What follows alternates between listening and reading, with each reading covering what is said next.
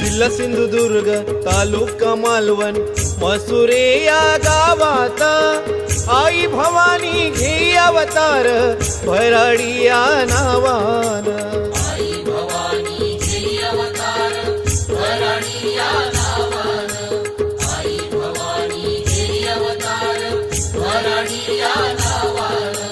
गावकऱ्यांचं भाग्य थोर,